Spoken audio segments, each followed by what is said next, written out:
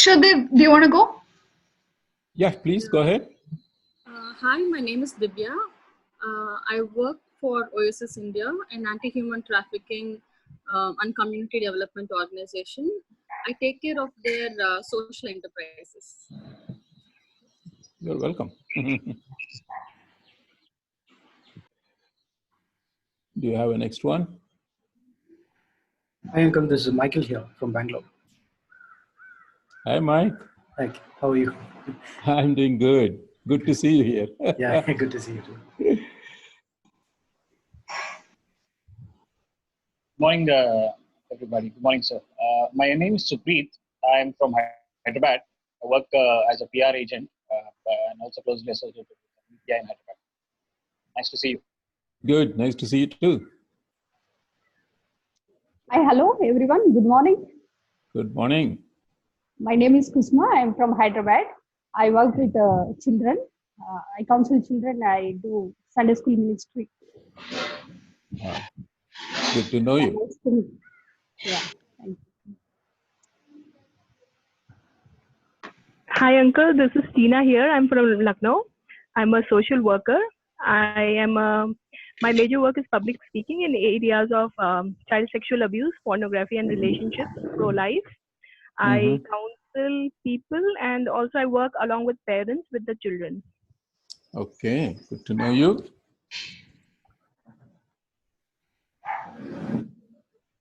Hello, this is Jim Elliott. I'm assistant pastor in church. Nice to meet you, sir. Nice meeting you too. Thank you. Hi, this is Nivedita.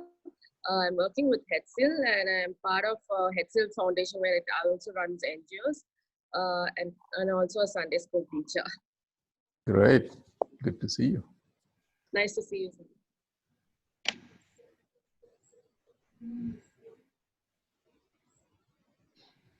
Vijaya, Subhakar, Pooja, Deepthi, can you guys introduce yourself?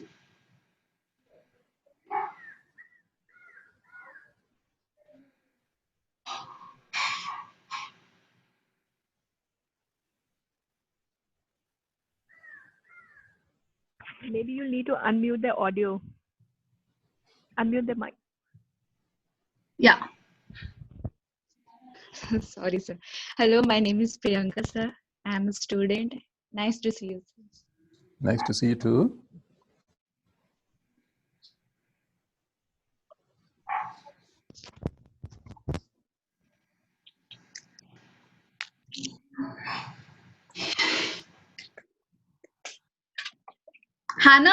Hannah, Subhakar, Deepthi, Vijaya.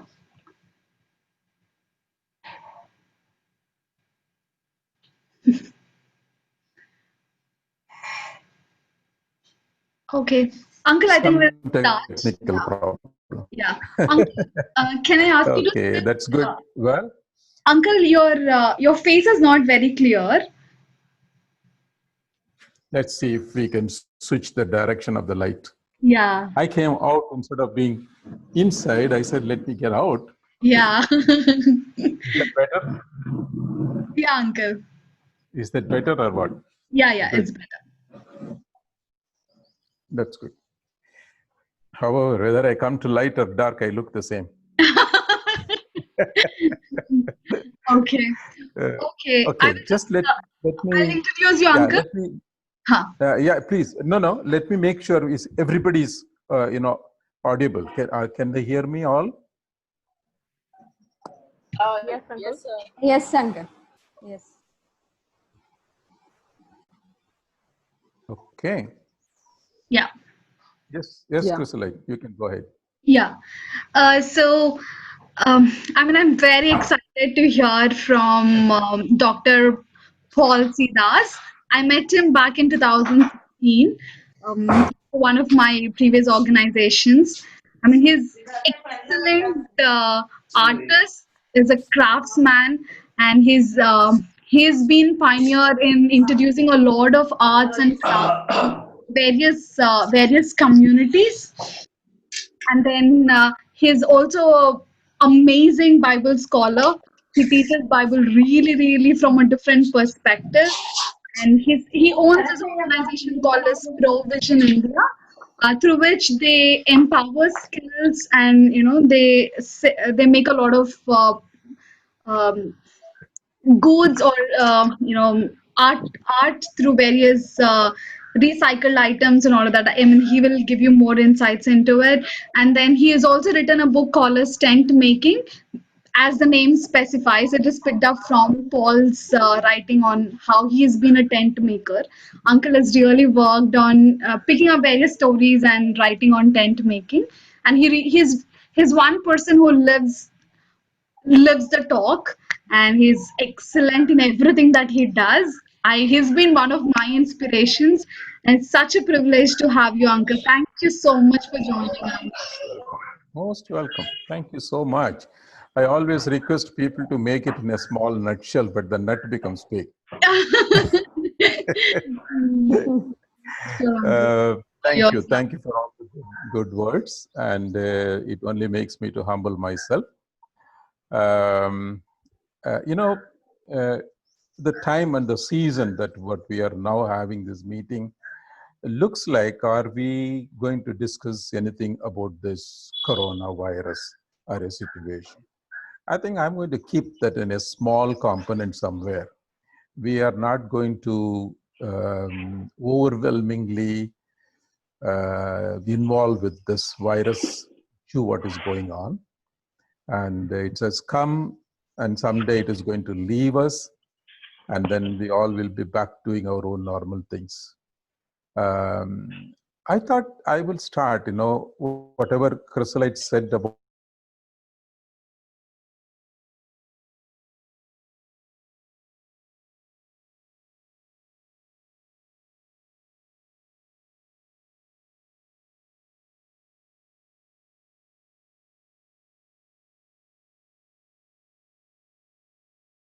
people. And I'm also doing the workshops at different seminaries for the theological students.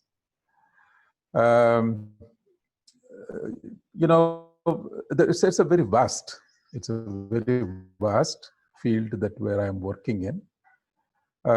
This has been last 38 years since I have started this ministry.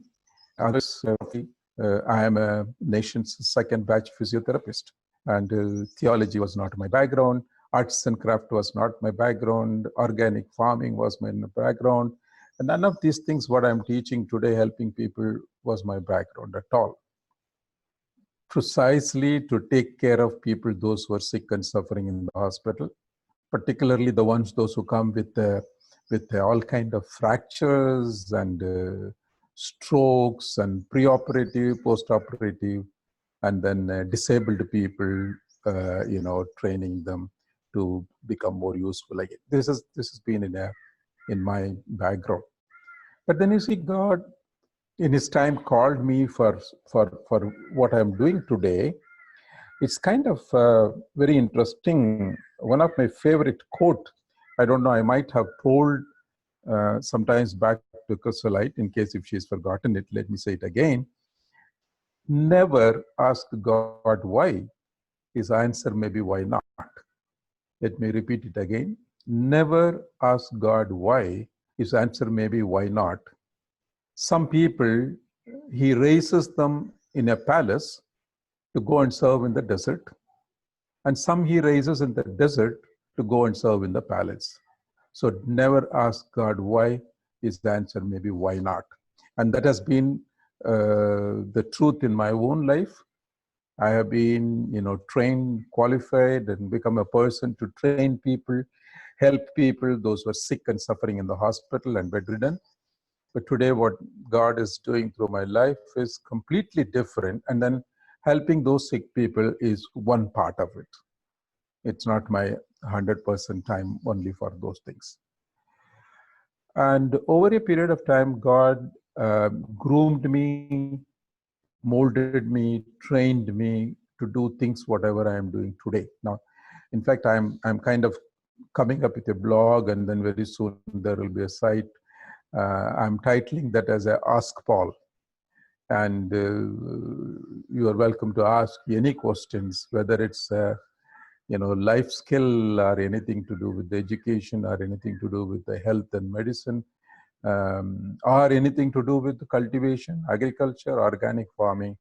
So I was going to put this out to say, ask Paul, that then I will see that I would come up with an answer for any of the questions what people will have. Because very often people think that they need to go get trained themselves in a special institution or university. Then you become a graduate of that, and then afterwards you start searching for the job. In my opinion, no, that's just one part of the life. But everybody has an opportunity, capability to learn anything. It's only how much you have been exposed and how much you want to do in those areas. Having said that, what I'm focusing right now, let me tell you now, then afterwards, let me start also with some illustration, the word illustrations.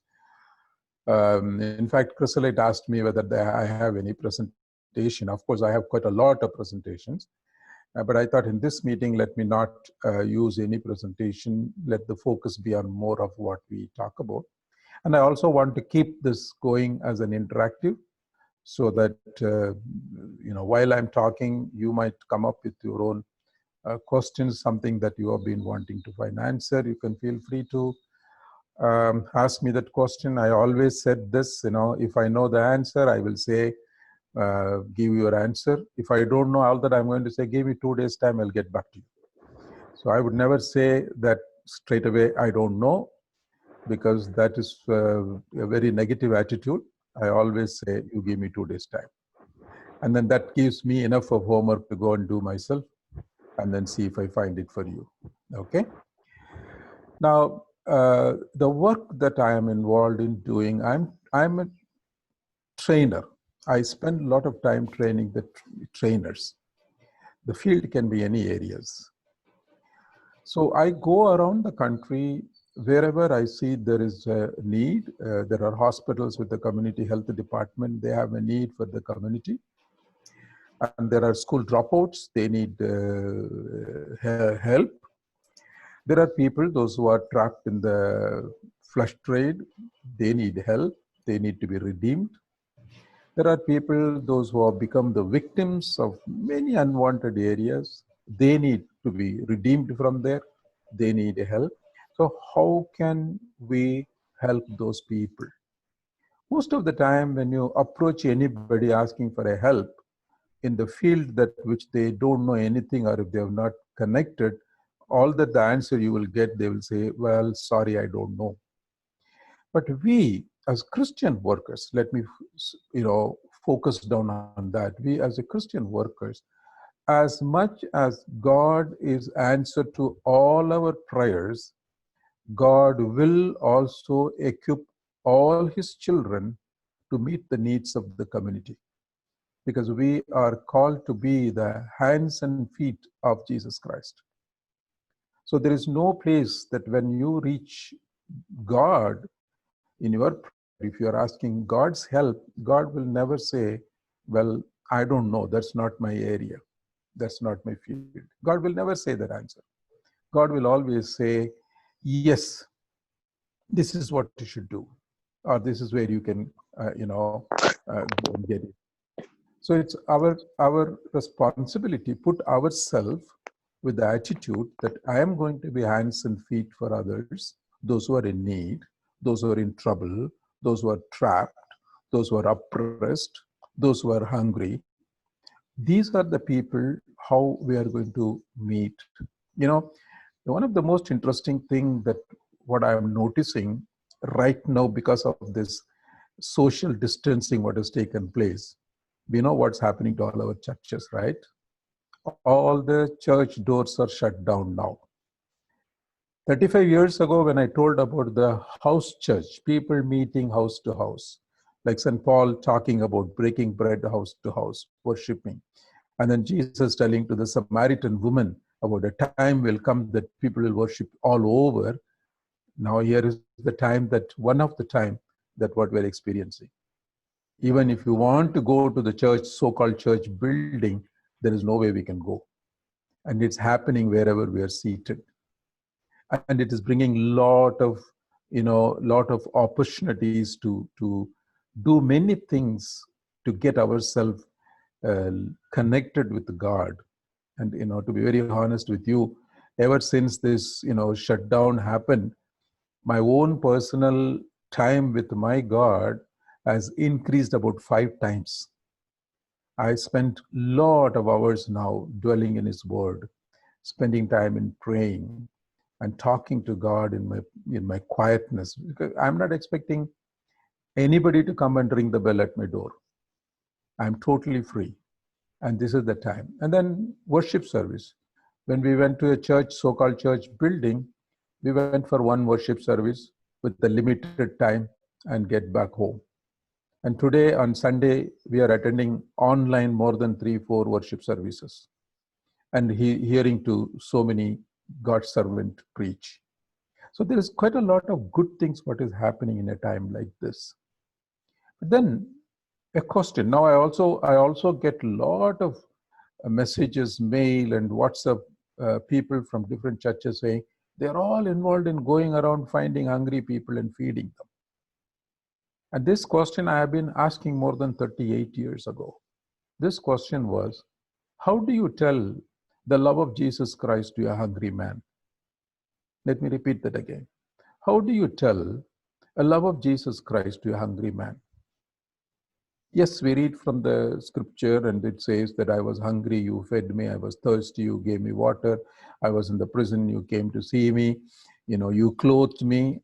And that means what? We go, take and do all these things. That means the love of Christ is finished? No, it's even more than that, And we need to be looking at it. Let me just give this one illustration, which is so personal to me and really touched my heart. This is some years ago, near Dharavi slum in Mumbai. One of the young pastor who came to me and said, Uncle, there is a lady in our church. She keeps coming. She is not a Christian. She is from an Islam family, but she keeps coming to church. Very, very pathetic condition. We don't know how to help her. Can you come and see? So I happened to be there in Mumbai. So I went to meet with this lady. Went to the church. The whole church was like 10 by 20 feet. There was no wall. They had taken all the old cement bags, ripped it, and sewed it together like a long sheet, and then tied it all 4 sides, and then some plastic sheets on the top for the roof, and that was the church. So I went in and sat on the floor, and the pastor said, I have sent word for this lady, she's coming. So when she came, in the distance, when she was coming, the pastor told me, the lady in distance, what you see, she coming with a black dress, she's the one.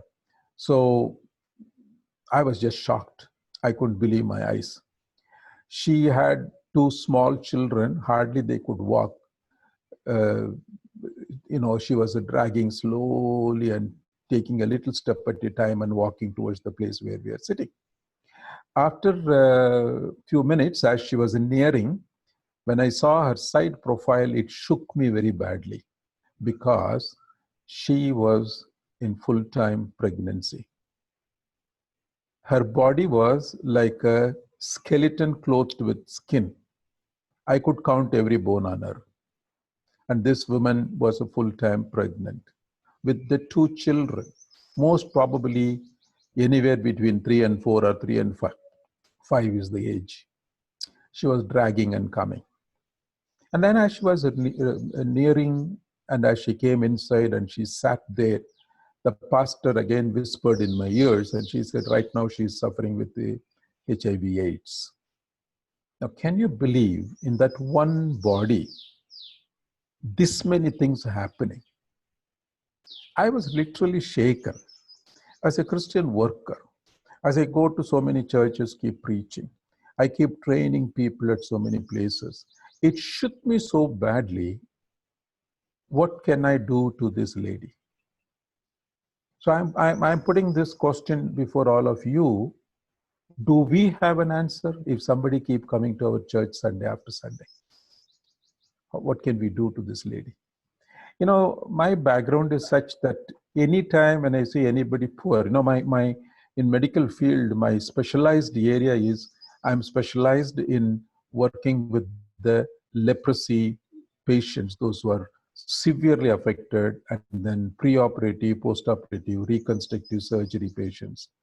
This is the patient that I spent long years working with them.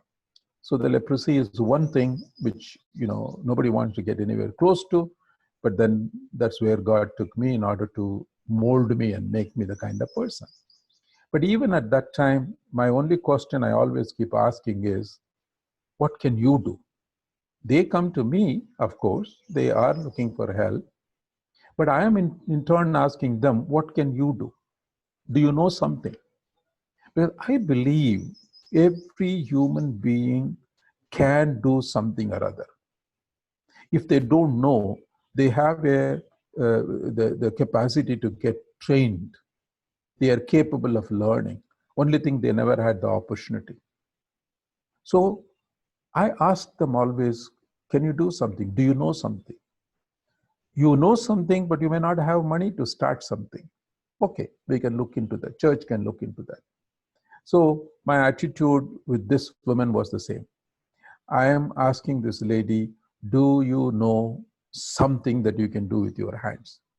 Here is a woman sitting in front of me, looks like she may be knocked down and dead any moment. But still I am asking the question, do you know something? I would have asked about 50 different kind of product questions. Do you know this? Do you know that? Do you know this? I went on asking one after another. For every single question in Hindi, she was kept saying, nahi, nahi, nahi.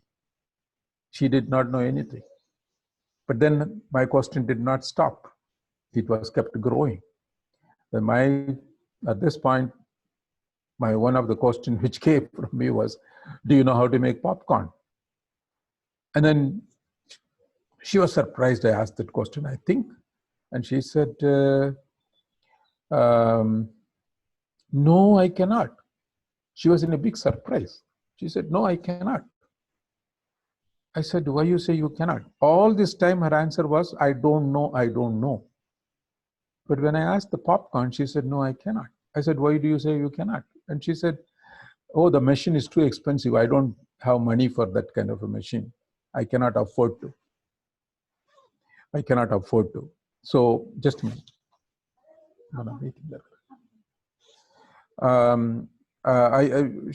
She was telling, no, I can't. I said, why do you say I cannot? And she said, I can't afford to buy that machine. That costs about 20,000 rupees. I said, that's a good news to me. All my other questions, you said, no, you don't know.